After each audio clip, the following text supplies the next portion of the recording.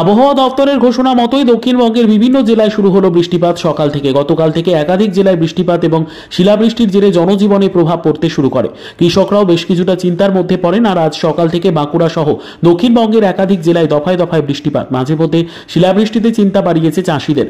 আলু চাষিরা তারা যেমন ক্ষতির আশঙ্কা করছেন, তার পাশাপাশি যে সমস্ত জমিতে সবজি চাষ করেছেন কৃষকরা, ব্যাপক বৃষ্টি এবং শিলাবৃষ্টির জেরে তারাও কার্যত হতাশ। ঋণ নিয়ে চাষ করে ঋণ পরিশোধ করবেন কিভাবে তা নিয়ে চিন্তা বাড়ছে ক্রমশ। আগামী রবিবার পর্যন্ত এই আবহাওয়া থাকবে বলে জানিয়েছে হাওয়া অফিস। ফলে চিন্তা বাড়ছে কৃষক মহলে। আলুর পাশাপাশি সবজি চাষেও প্রভাব পড়বে বলে মনে করছেন চাষিরা। মাগুরা জেলার ইন্দাস এলাকার শেখ বদরে আলম নামে এক চাষি বলেন, বৃষ্টির জলে আলু এমনিতেই টেকে না, এরপর যদি আবার বৃষ্টি হয় তাহলে প্রচুর ক্ষতি হয়ে যাবে। বাবুরাম পাত্র নামে অপর এক চাষি বলেন, আমাদের এলাকায় আলু এখনো জমি থেকে তোলা হয়নি। আবহাওয়া দপ্তরের পূর্বাভাস অনুযায়ী রবিবার পর্যন্ত বৃষ্টি হলে খুবই ক্ষতির সম্মুখীন হতে হবে সকল কৃষকদের। যে বৃষ্টিটা হলো আজকে, কতটা ক্ষতি হয়েছে? প্রচুর ক্ষতি হয়ে গেছে। আলু, পেঁয়াজ, সবজির উপরে যা কিছু ছিল প্রচণ্ড ক্ষতি হয়ে গেছে। যে বৃষ্টিটাই হয়েছে, মানে এই আলু আর রাখা যাবে না। আকাশের বৃষ্টি, আলু এমনি টিকে না, বেশিরভাগ পচে যায়। হ্যাঁ, তাই চারিদিকে বড় চাষ আছে, জল তো এমনি টানছে না, জমিতে এমনি রসে রয়েছে না। আলু ছাড়াও আর কি কি ফসলের ক্ষতি হলো? আলু আছে, পেঁয়াজ আছে, ধরো মুগ, মুসুর ডাল যেসব আছে, এই সব জিনিস আছে এখন আমাদের এখানে।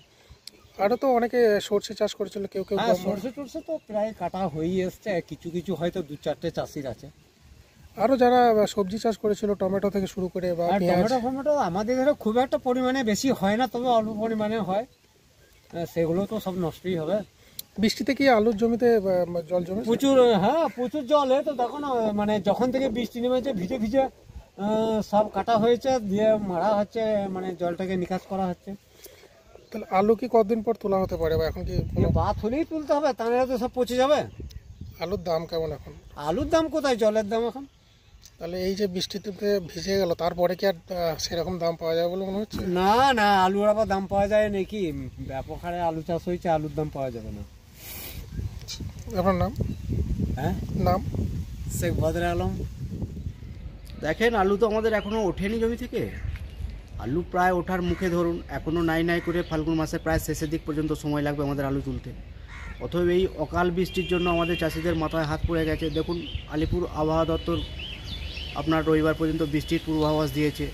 তাতে করে আমাদের গ্রামীণ যে আলু, সেই আলু তো আমরা তুলে উঠতে পারিনি। তো তাতে করে এখন আমাদের এই দফায় দফায় বৃষ্টির কারণে আমাদের আলু যে শেষ পর্যন্ত কীভাবে আমরা তুলতে পারবো কি তুলতে পারবো না, সেটা এখন বুঝতে পারছি না। তো এতে করে আমাদের এক কথায় চাষিদের মাথায় হাত পড়ে গেছে, এবং এটা একটা চরম ক্ষতি বলে মনে করছি।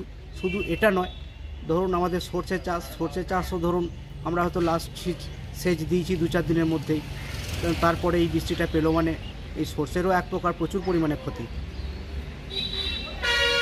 খুব চিন্তায় আছি, কারণ দেখুন যেখানে যা টাকা পয়সা ছিল, ধরুন আমরা চাষিবাসী মানুষ, সমস্ত টাকা পয়সা ধরুন খরচাখরচি করে তো আমরা এই চাষগুলোকে মানে তুলবো বা পরিচর্যা করে শেষ করব, এরকম একটা পরিকল্পনা আছে।